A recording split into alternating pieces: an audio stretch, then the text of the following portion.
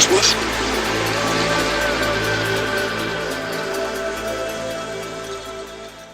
Hello, and welcome to Conversations with Dr. Greer. This is Dr. Stephen Greer, and I'm the director of the Disclosure Project and CSETI.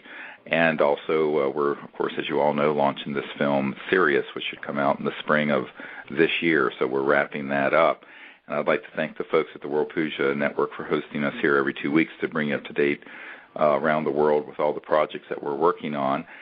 We have a new website where all these projects are being put under one roof, as it were, at least internet roof, and it's SiriusDisclosure.com. That's SIRIUS Disclosure.com. So you can go there and see what we're doing with the film, see what we're doing with the new energy effort, disclosure, and the CSETI contact operations and programs. So I'm very excited today to have with us someone who is, I think, probably the most important and special guest I've ever had on this program.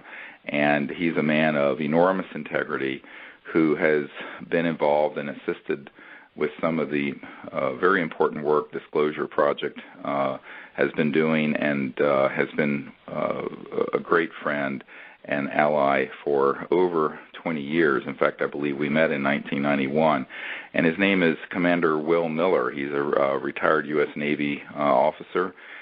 He is someone who has worked very closely with me to help bring the information about the UFO and extraterrestrial issue to some of the highest-ranking members of our military in setting up briefings and meetings here in the United States. And he's also been, I think, the most important advisor to the project in helping us understand how the system works and what the reality is versus the perception out there in the public about secret programs, top secret programs, and as we'll get into, unacknowledged special access projects. So I'd like to thank Commander Miller for being with us today. Thank you, Will, for being here. Well, you're very welcome, Steve. It's a pleasure to talk with you.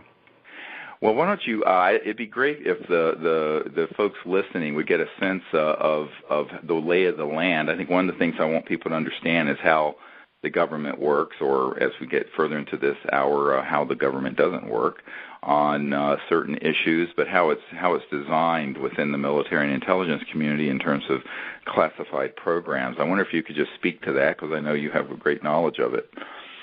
Sure, and there are a lot of misconceptions about secrecy and classification, particularly when it comes to this subject. First, there are many folks that would say, well, nothing should be classified. The government should be able to open all of their files and give us anything we want. And obviously, there is a need for classification, legitimate classification, for some programs to protect national intelligence information and information, the disclosure of which would cause grave harm to the nation. We would not have wanted the Germans to get all of the information about how to build an atomic bomb. That could have been a grave problem in changing the outcome of World War II. But that said, you frequently hear folks talk about, well, this program must be above top secret. And actually, there are only 3 levels of classification in the military: confidential, secret, and top secret. Right.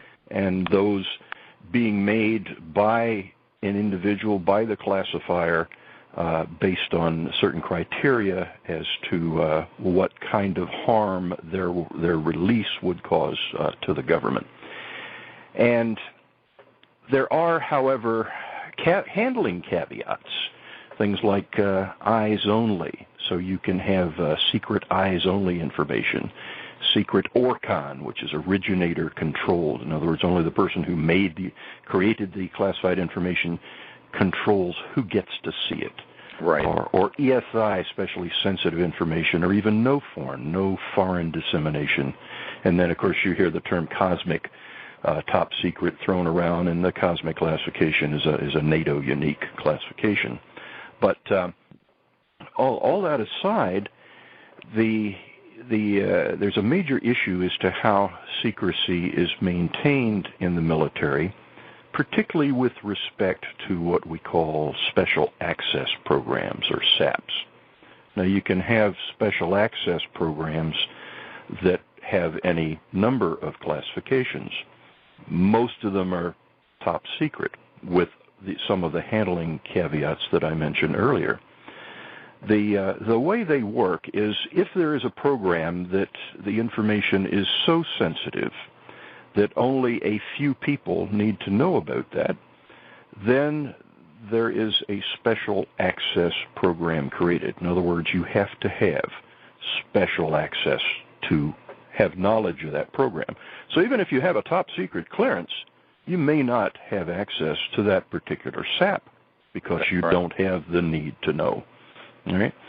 And there are pros and cons to having such programs.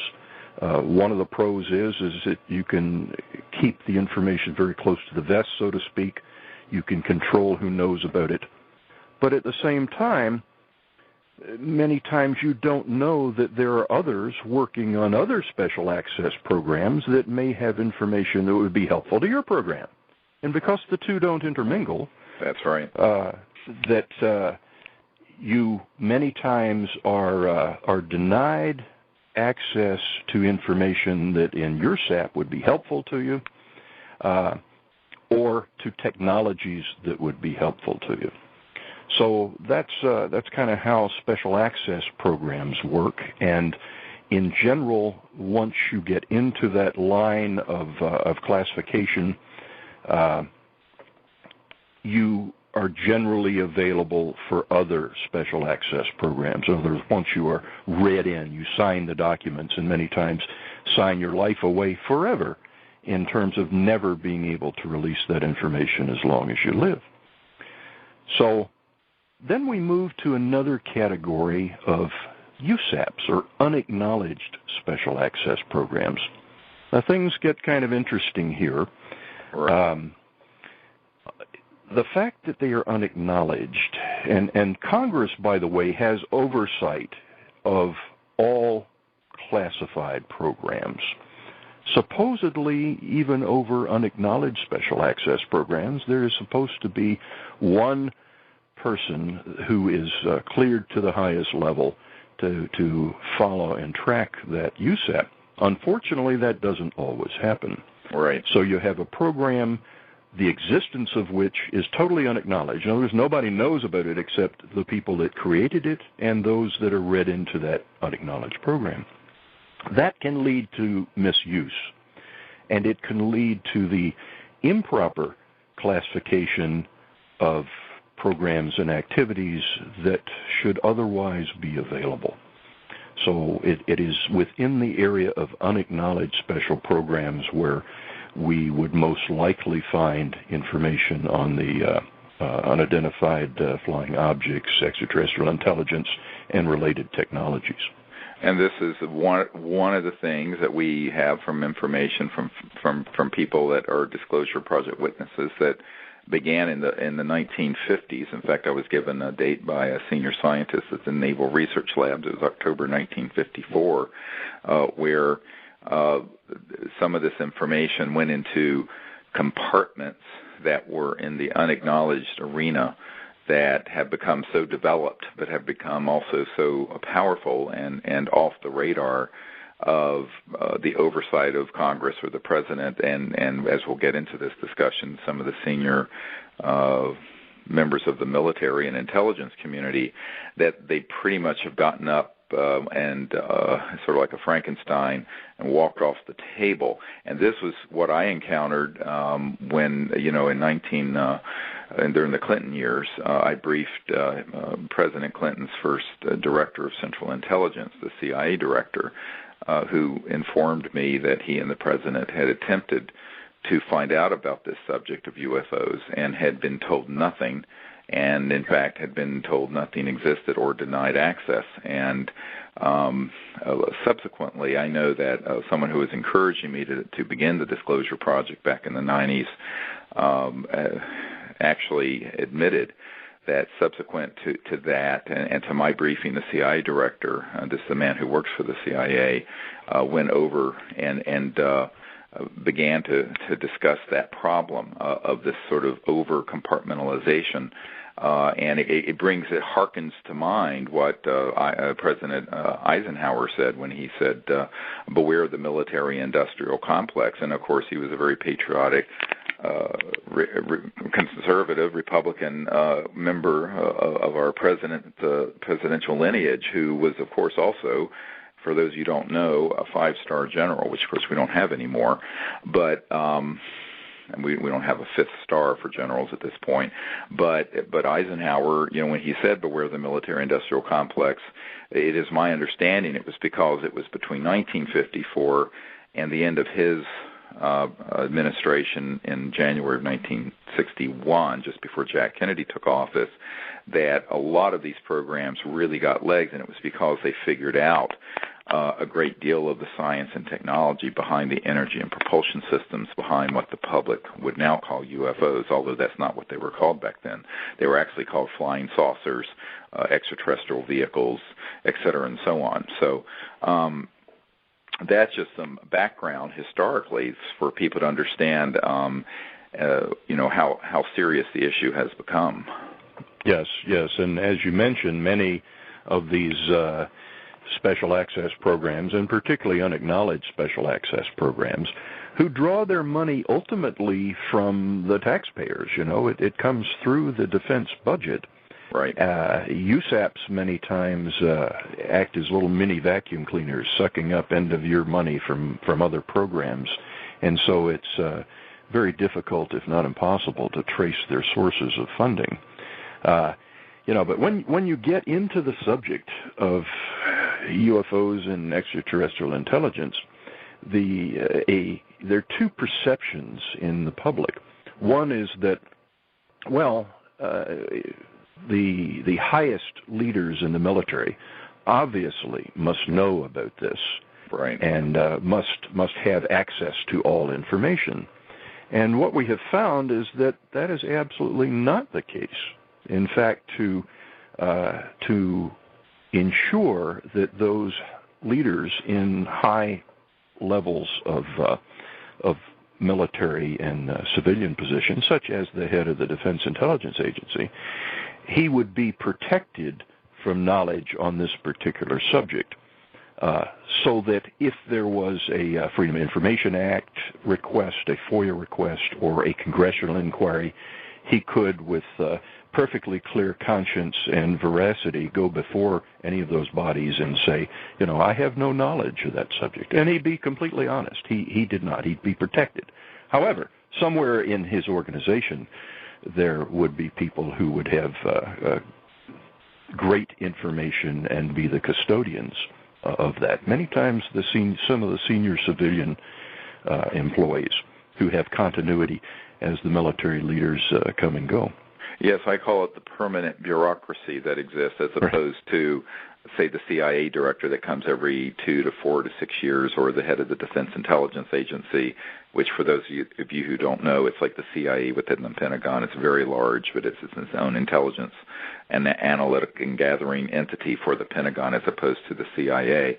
And what I have found, and of course in direct meetings with a number of these figures, is that they are not lying when they say, we honestly don't know anything about this subject. And in fact, when we have made inquiries, we have been told nothing. And in one case, when I had a document that had some of the code numbers and names for some of these unacknowledged special access project compartments from the National Reconnaissance Office, there was a certain admiral, I remember, had found one of those and basically was told, we know who you are, but you don't have a need to know, and we're not going to tell you anything.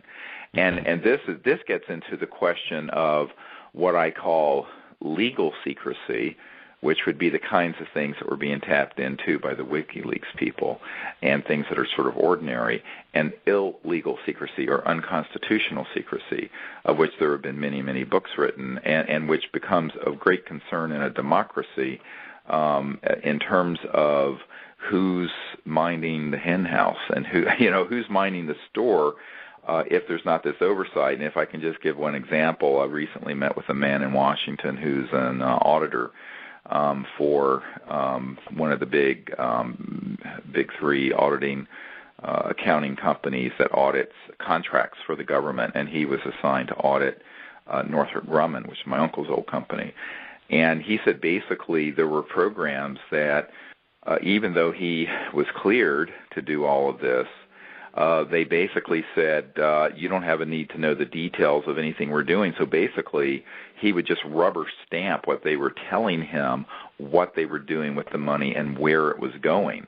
And so exactly where are the checks and balances in a system like this? And this is why back in, and I don't know if you know this story, Will, back in 1994, it was this time of year, and after I had met with the CIA director and I was meeting with some people up in New York, with the UN, I was asked to go to a meeting at the Senate Appropriations Committee, and the chief counsel for the committee at that time was a guy named Dick D'Amato, no relation to the Senator D'Amato, but he worked with Senator Byrd of West Virginia, who was chairman of the Senate Appropriations Committee, and we were sitting in the big chamber with the huge table and the brass name tags at each senator's seat, and we were meeting with a think tank head and myself and this man who had a top secret clearance and also had subpoena power on behalf of the Senate Appropriations Committee. And he told me that he had seen evidence that things were going on related to the ET and UFO subject, but that with a subpoena power and a top secret clearance on behalf of the committee that wrote the checks for the U.S. government, he could not penetrate them. And he looked at me squarely in the eyes and he said, Dr. Greer, you're dealing with the varsity team of all what he called black projects. And he says, good luck. And then he informed me of something which at the time I thought couldn't be seen. He says, well, we have concluded that there's upwards of $100 billion a year that we have no idea where it's going. Now, this is in 1994, 19 years ago. And of course, that's when $1 billion was more than $1 billion today. And if you connect the dots, then going forward a decade or 8 years later, when Secretary of Defense Rumsfeld, the day before 9/11, said, well, there's about $2.3 trillion, with a T, trillion dollars missing out of the Department of Defense budget over the last few decades that we really don't know where it's gone.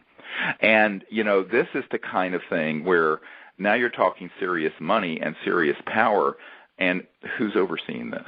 Right. Well, that's an interesting point. When I worked at Atlantic Command, I worked with a number of operational programs, and those programs were supported by many other agencies, one of them including the National Security Agency, NSA. Well, I worked in programs and budgeting and technology support, and one day I was given a sheet of paper and asked to approve about 5 classified programs that just had code names, like Blue Flash or Wonder Spear. And so I said, well, what do these programs do? And they said, oh, I'm sorry, you're not cleared to have the need to know. You don't have the need to know, but trust us, these programs support your operations. And I said, look, I can't certify these, I can't justify these, I can't sign off on them unless I know what they do. And there was a big row. I said, look, you tell the director of NSA that Atlantic Command's not signing off, at least not in my office, until we have someone read into those programs. And sure enough, they sent folks down, and we sat down behind closed doors in a secure intelligence facility, and they read us in. We had to sign many papers, sign our lives away once again. But we found out, the programs actually did do something for us, but I wasn't going to begin to vouch for that until I knew what the heck they were, So not everybody does that. Right. Yeah. But, that leads to another area, and if you read some of the literature and listen to what many people in the public believe, is that the military doesn't really take the UFO subject seriously. And it has been my experience, and yours as well, that they take it very seriously. Oh, yeah. In fact, I'm going to talk about some specific examples, if you'd like, let's do. Meetings that we have had where the subject has come up, and there has been not only great interest but great discussion. I thought I'd start back in '89. I don't know I've ever mentioned this particular situation to you. I worked as a liaison to U.S. Space Command and had the chance to spend about a week inside Cheyenne Mountain.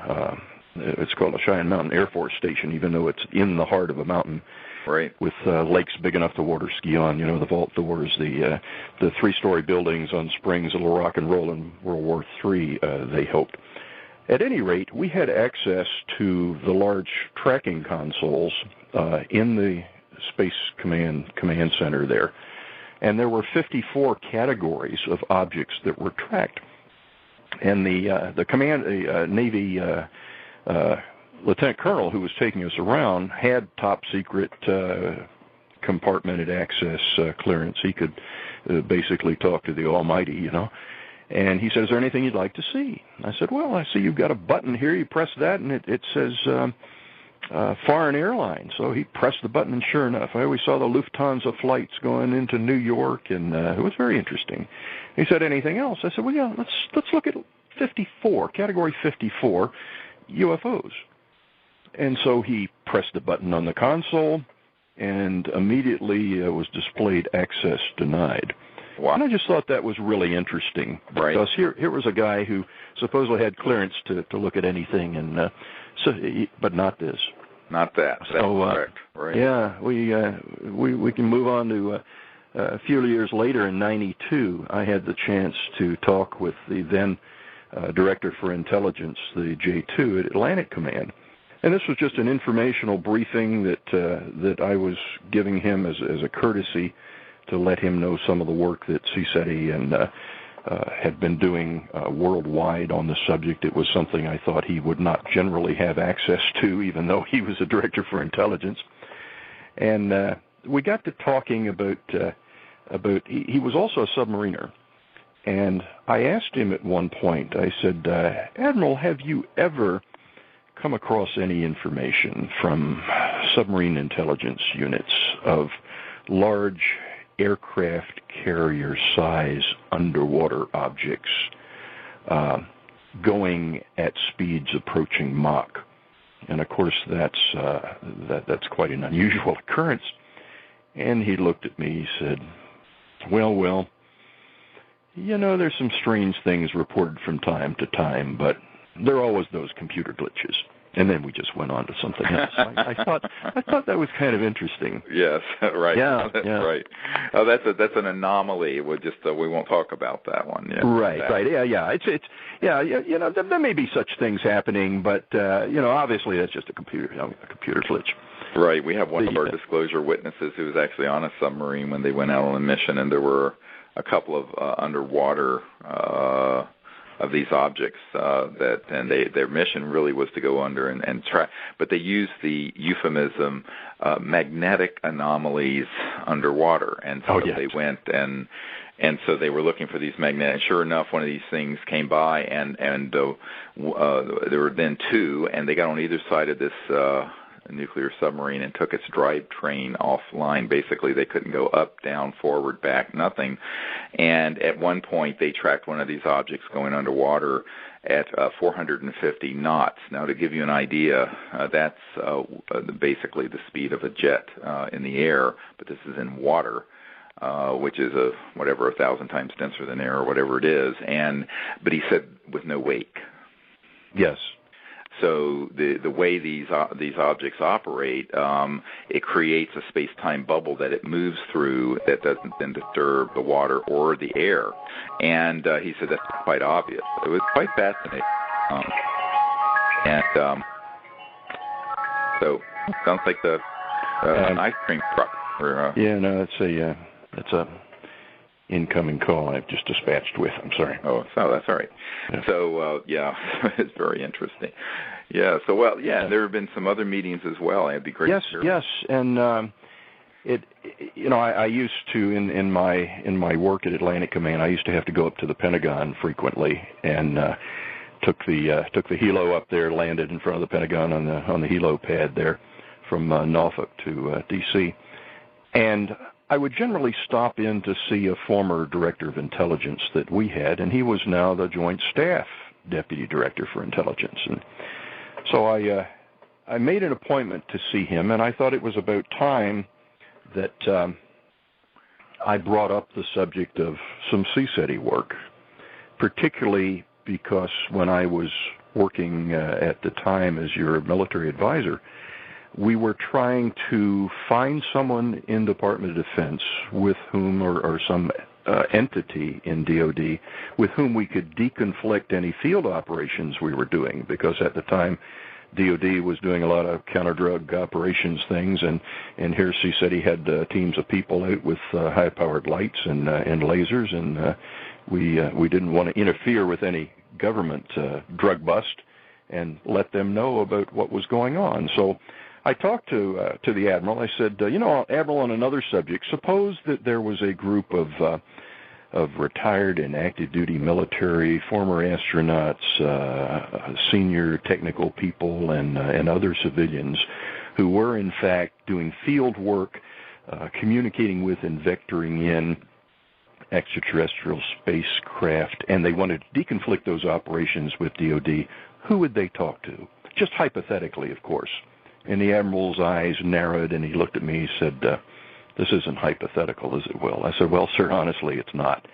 He said, I used to know who those people were that you would talk with. Give me 24 hours, and I'll get back to you. So I went back to Norfolk, and sure enough, the Admiral's aide called me. He said, here's a number for a lieutenant colonel in the Air Force Intelligence Command at the time called AFINT, and call him, and he will begin to put you in touch with some folks. So I called this colonel, who, when I got him on the phone, assured me he was very uncomfortable and not at all happy about being directed to talk to me on this subject, but that I was to call the director of the Foreign Aerospace Science and Technology Center, FASTIC at the time, out at Wright-Patterson Air Force Base, and I could go from there. So I called this bird colonel out there, and as you may remember, we set up a meeting, you, me, and I think it was Dr. Scott Jones at FASTIC, Foreign Aerospace Science and Technology Center, to brief them and on what CSETI was doing, and also to ask if there was some entity with whom we could deconflict our operations. And that meeting was very interesting. Oh, yeah. Because we gave them a couple of briefing books.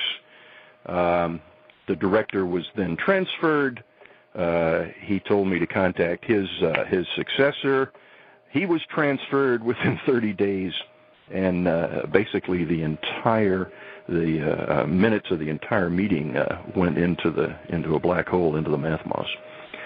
So the information surfaced once again many years later, I understand, at White House staff. But I was pleased to be able to set up a meeting at the Joint Staff there, J2, the Director for Intelligence, back in 97. Yeah, and what Commander Miller is referring to is the head of intelligence for the Joint Chiefs of Staff, although they call it Joint Staff, right, at the Pentagon. Right. Yeah, and that was a meeting with you and me, and I think Ed Mitchell was there, right. Astronaut Ed Mitchell, among others. And the Admiral took this briefing with the same level of gravity and interest as he would any other national security, national intelligence matter. So when folks say that the military is not interested in this subject, that is obviously not the case and has not been our experience. No, and in fact, I remember that we were slotted for a certain amount of time, and he kept turning to his aide saying, cancel this, cancel. It kept extending because he had tremendous interest in what was being shared. Yes. It was also a little interesting aside. As I was leaving, the Admiral's aide turned to me and said, the subject of Majestic MJ-12 came up, and there's been a lot of debate as to, whether that's real, whether it ever existed. And he said, we know it exists. We here at the Intelligence Directorate for the Joint Staff just don't have the need to know what they do. Right. And I found that to be a very interesting statement. A very important statement. And of course, if you look at this National Reconnaissance Office I have from the early 90s, it lists specifically MAJIC, MAJIC, and Cosmic Ops, and various code numbers and code names on this document. And we know it's a legitimate document. And so it was basically warning of a security breach at the Nellis Air Force Range out Pahut Mesa, S12, S4, S3, Groom Lake, where a lot of very classified research and development and aerospace activities take place related to all of this. The public has incorrectly called it in Area 51, but nobody calls it that. Who's in the know? But the point being that this document actually has that on the distribution for this alert for a security breach out at that range, and MAJIC was one of them. So, right. Yeah, one of the other more interesting meetings that we had in the Pentagon was with the director of the Defense Intelligence Agency, and we didn't think we were going to put that meeting together until we got some briefing material hand-delivered to the director, and suddenly I received a call, said, look, not only do we want to meet with you, we'd like to expedite the meeting. So you and I went up to the Pentagon and met with the director, and I think it was two of his staff members. Right. And he received the briefing material that we had with not only great interest, but also shared some personal information that I won't go into now, showing that he had a great personal interest in the subject as well as a professional interest. But as head of DIA, he had asked his staff, his many minions and other related agencies, if he could get some background material on the subject of UFOs and extraterrestrial intelligence. And he said, as he got up from his desk, he said, and gentlemen, this is the only thing that I received. And he walked over to a bookshelf and he took down a little model of, a tiny little alien play figure. Right, an E.T. doll, sort of. An E.T. doll, yeah, that was it. And, it was kind of sad. Once again, we explained to him that, in his position, he would be protected from the knowledge of this subject. Right. That didn't go over very well, I might add. I do remember us commenting that, because I have a couple of disclosure project sources who have been tasked with this issue, and particularly have seen some of the images taken by some of our satellites or birds that we have up there of these objects. And so certainly there are people in that command, even though he was a 3-star general, I believe, was not being given the information, but there are compartmented operations at DIE that in fact do deal with this subject, but they just weren't telling him. And I remember when we made the point that there were certainly operations that we knew about, that I had talked to people about, that had dealt with this issue at the Defense Intelligence Agency, at the Pentagon, but that there were people in his command who just weren't letting him know about it. There was a visible stiffening of the body language of the colonel who was at the table. Yes. Yeah. Yes, I remember that. He was sitting over taking notes in the back corner. I would say he was not amused at that revelation. No. Through a former NSA contact of mine, I had the chance to meet with a high-level retired National Security Agency senior civilian. And this gentleman, we talked about the subject of UFOs and, again, whether any government agency either had information on the subject or had interest in. And he revealed one tidbit of information I found very interesting. He said within NSA, there was a document known only as the document, and it was on the subject of UFOs and extraterrestrial intelligence. And it was so highly classified that only the director himself and perhaps one or two other people were actually able to view it. Right. Its existence was widely known, but again, very, very close hold information. Right. So. Right. Extremely. Yeah. Well, and what's interesting is that, you know, when Jimmy Carter was during the transition from the election into when he took office, they always have a meeting with the incoming president and the current and perhaps outgoing director of the CIA, who at that time was George H.W. Bush Sr. And Carter wanted to be briefed on this, and Bush told him, I am not going to tell you anything about this. And this is when Carter tried to set up the White House study group on the issue, and that was eventually shut down. And one of Carter's friends, Jimmy Carter's friends, in fact, we just saw Jimmy Carter, at the inauguration last week or 2 weeks ago, and he was at this time he was in Spain. Signing guitars from a classical guitar factory with this classical guitarist who's a supporter of the Disclosure Project, and they were auctioning them off with his signature or autograph from the president to raise money for the Carter Center there in Atlanta. And afterwards, there were about 20 people at dinner, and the president was there, and someone said, what was it like being the most powerful man in the world? And President Carter said, well, I don't think I was that man. There were things that I didn't have access to that I knew existed and knew were going on. And someone said, oh, really? Things like what? UFOs, and with a sort of a chuckle, sort of a derision, sort of a ridiculing laugh. And Carter stopped them and said, yes, that and more. Yeah. And you could have heard a pin drop in the room, according to my friend who was there, because people at first thought surely the guy must be joking. He was not joking. And this is, of course, what we found with President Clinton, that, when Webster Hubbell, who was third in command at Justice, was tasked by the president to look into he was asked by the president, this is in his book, you can read it, Friends in High Places, where he was asked by Clinton to look into two things. Number one, who really killed Jack Kennedy? And number two, what is this going on with UFOs? What are they and what's happening? Right. And Webster Hubbell basically came back and said, in the book he says, we were not happy with the answers. To people on my team, he said very directly, we knew we were being lied to and we're not idiots. But they never got any answers. And actually this is, I didn't know all that. I mean, you can imagine, here I am, I'm a 35-year-old guy or whatever it is, briefing a CIA director and trying to put together this best available evidence packet for the President of the United States. I mean, I'm working as an emergency doctor with 4 daughters and a golden retriever and a house. Right.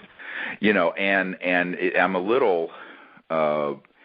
Well, first of all, I have to say I was very skeptical when my point of contact to the CIA director sent me a FedEx saying, you will be the first person to brief the Clinton administration and the CIA director on this subject. And I just laughed. My wife and I looked at each other and said, what baloney?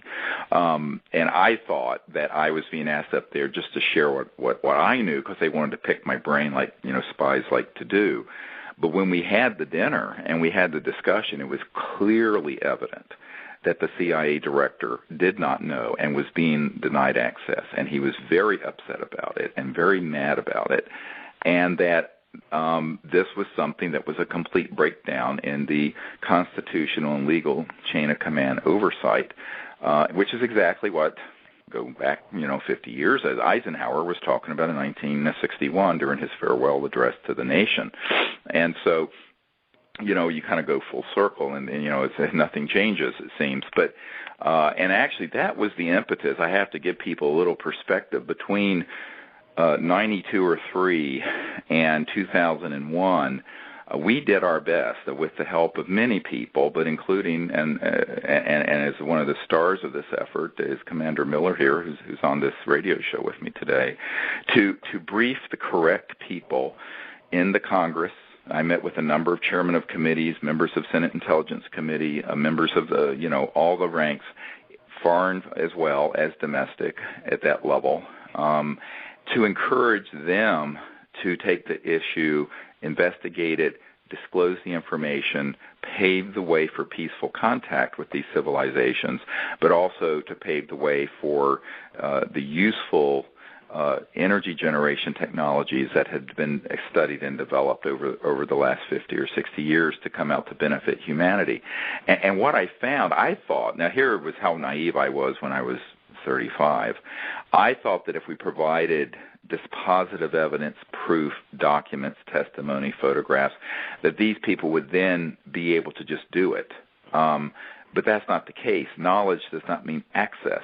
And exactly. it took me a long time to realize someone may know about the subject after we provide. They may even have project code names and code numbers that I can get to them. But that doesn't mean that that official or that president or that senator or whoever actually is going to be given access and control over that compartment in operation. Those are two separate things. And I remember Will, a couple years ago, we had a delegation come over from France. Yes. And these were actually quite high-level people, and one of them was very involved in putting together stuff for the French intelligence and Air Force and for their president. And it was kind of shocking to them to realize that you and I had these kinds of meetings over the years with people of that rank, admirals, generals, CIA directors, and that they didn't honestly know anything, and they weren't controlling these projects. And then I remember having to explain to one of them, look, we lose every year in our intelligence and Department of Defense and other related budgets, which is now going up towards $1 trillion a year, if you add them all together, Homeland Security, all that. Then we lose each year somewhere in the $100 to $200 billion that go into these compartments where no one knows where they're going, more than you or any other country in the world spends each year. So we kind of don't even know where that amount is going. That would equal the largest defense budget in the world if you were to look at the world totally. I mean, it includes China, Russia, and all of the countries in the EU. Yeah. So it was kind of an eye-opening but very disturbing experience for them, I learned. And excess of potentially misused riches, Yeah, but once again, this money doesn't fall like manna. It's taxpayer dollars at work on projects that could potentially benefit mankind. And there's the issue of technology transfer, Over the years, I have come to believe that there is some of that technology in use by Department of Defense. Oh, yes. I'll give a couple of examples. I had a friend, a former military officer who worked with me, and this fellow was pretty unique. He was on track to be a NASA astronaut, and then he had that greatest misfortune of all misfortunes as a test pilot to have more takeoffs than landings. You always want those two numbers to equal out. Right. And unfortunately, he was in a couple of really bad crashes, no fault of his own, equipment failures. And last one nearly killed him, so it also killed his chances of being an astronaut. But as fate would have it, they gave him another high-level position, and that was to go out to the famous Groom Lake facility, Area 51. And he was out there for several years. Right. Now, as we all know, most folks that work out there have signed their lives away never to disclose what goes on, and for better or for worse, and this fellow was no different. And over the 3 years I worked with him, and he knew my interest in things extraterrestrial and my work with CSETI. Never once did he mention any of his work out at Groom Lake or any association between that and anything extraterrestrial. And the day I was leaving the command, he took me aside. He said, Will, some of the folks you talk with, maybe some CSETI researchers, may see objects that are doing, Mach 9 and then suddenly make a right angle turn. And you say, well, gosh, that's got to be an extraterrestrial craft. And then he looked at me and said, but it's not. And he just turned and walked away. Correct. So, that coupled with a couple of other incidences, one of which was another fellow who'd been out at Groom Lake who when I was leaving that command, said, "Bye, enjoy your next assignment," and 5461. And I said, "Excuse me, what was that number, Bob?" He says, 5461. So it doesn't mean anything to me. He says, "That's the number of the program you were interested in." Right. And of course, as we talked earlier, most special access programs are either have a code name or in a budget line item just have maybe a 4 or 5 digit number. Right. So you add that, and then a final piece of data is a former director for procurement for the U.S. Army. And one late night on, I think it was a History Channel program about the Comanche helicopter, the follow-on to the Apache. Right. This gentleman who came on right at the end of the program, late at night, was only run one time. He said, the Comanche program is probably the last helicopter that the Army will ever buy. All follow-on craft will probably be anti-gravity craft. Well, that's just a statement to nearly blow you away from a senior procurement civilian across whose desk all programs would travel, to say that, one, we're already doing research and development on anti-gravity, or we already have it and we're just waiting to put it into a new craft. Right. And so, you add all those things together, you say, hey, there has been technology transfer, but has it benefited mankind in general? Absolutely not at this point. Should it? Maybe so. Right. And this gets into the whole discussion of what happened in October of 54, because between 1947, when we formed the CIA and the National Security Act and all that, and 1954, there were accounts in the mainstream aerospace literature about electromagnetic gravitics, high voltage systems causing a reduction in mass and weight, et cetera, and so on. All of that went black, as it were, in October of 1954. It's my understanding it did because they figured out enough of it that they knew they were going to be able to make it operational, and that by the late 50s and early 60s, we had things up moving and flying around using that kind of technology, and now we're in multiple generations since then, because we're talking, 60 years later almost, certainly more than 50 years later. And so that is something that I've had confirmed to me from multiple independent corroborating sources. And so I tell people the good news is that these new energy and propulsion systems have been studied, developed, and already exist. The bad news, as Ben Rich alluded to, who is the head of the Lockheed Skunk Works, is that they're locked away in a black box, and it would take an act of God to ever get them out to benefit humanity. And I think that this is the big question: what comes out when? How can it be applied? And what are the defense applications for this? Because obviously, if you have an object that can go from here to Baghdad in 2 or 3 minutes. This becomes something that, if it was in the hands of folks who want to deliver a weapon here, would not be good. On the other hand, there are stationary technologies that have been developed for about 100 years that deal with new energy that would get us off of oil and gas and coal, which is creating an existential threat, not just environmentally, but geopolitically, as you have, people fighting in the South China Sea and what have you over oil reserves and supplies, and you have, billions of people in India and China who are now getting over 80% of their electricity from burning coal without scrubbers. Yes. It's just like the 1800s of the early Industrial Revolution.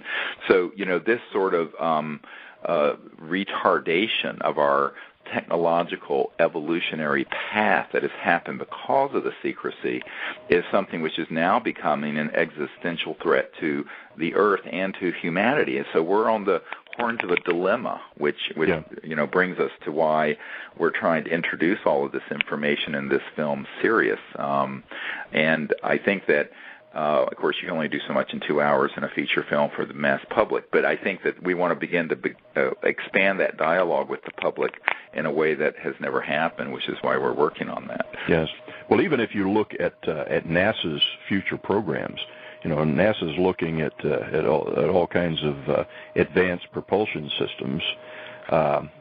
But wouldn't it be great if they could stop using 2,000-year-old Chinese rocket technology to launch rockets into space and have something that would be just a little more efficient, less polluting.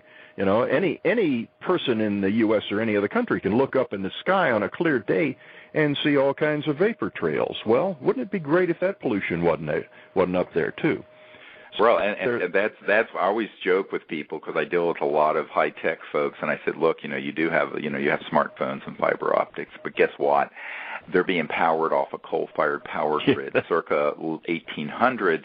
Yes. The airplane you're flying in is jet engines, which were actually developed in the 1930s. And rockets, okay, you're a rocket scientist. That's Werner von Braun for Adolf Hitler and the Nazis from the 1940s. And you have nuclear power plants, okay, but that's splitting the atom to create heat. So you have a steam turbine. What you're doing is actually heating water, creating steam to turn a turbine the way the old choo-choo trains did with steam engines. Yeah. And except in the byproduct, you've got this radioactive waste that's around for about 50,000 or 100,000 years. So in reality, there have been no breakthroughs that are meaningful for energy and propulsion since the 1940s. Now we're talking 70 years, for crying out loud. So, we've been sort of locked in this, we're stuck in this sort of cul-de-sac or cesspool going around and around in sort of an early industrial model on energy and generation, and yet we have the internet and we have billions of people wanting to have refrigeration and transportation and travel. This creates a real problem because we're running up against what we can do. Well, I think we may have lost Commander Miller. I just heard a beep, and so he's no longer there. We're about up at the end of our hour. Let me just wrap a couple of things up. I hope people have enjoyed hearing this from our senior military advisor for disclosureproject.org and cseti.org. Commander Miller will be making an appearance in the film Sirius, which is a groundbreaking event. I also want to share with people that we have heard from the senior scientists who are analyzing the possible extraterrestrial body. We have had it confirmed that specimen is in the 5 to 7 year old range and is not a miscarried fetus or deformed fetus of any kind. And if it's 6 inches long and it's 5 to 7 years old, this is world news. The hold-up on finishing the film Sirius is because of the complexity of trying to set up a experimental model for doing the genetic DNA testing, which is being done at one of the Ivy League universities by a very senior PhD scientist, one of the most preeminent geneticists in the world, and who has really doing a thorough job of this. And so as soon as he can complete some of his preliminary work, it may not be a complete genome, we'll get that information and his interview into the film Sirius, and then hopefully we'll be able to bring it out. We're looking for it to come out this spring, so stay tuned. So anyway, hope everyone has enjoyed this interview. I'd like to thank Commander Miller. Seems like we've lost him right at the end of the show. And also I'd like to thank the people at the World Puja Network for hosting us here every 2 weeks. So keep looking up and stay tuned to next time. If you want to go back to our new website where you can access all these different, it's a portal for all our websites. It's SiriusDisclosure.com, SIRIUS, like the star system, disclosure, all one word, .com, SiriusDisclosure.com. All right, thank you very much. Bye-bye.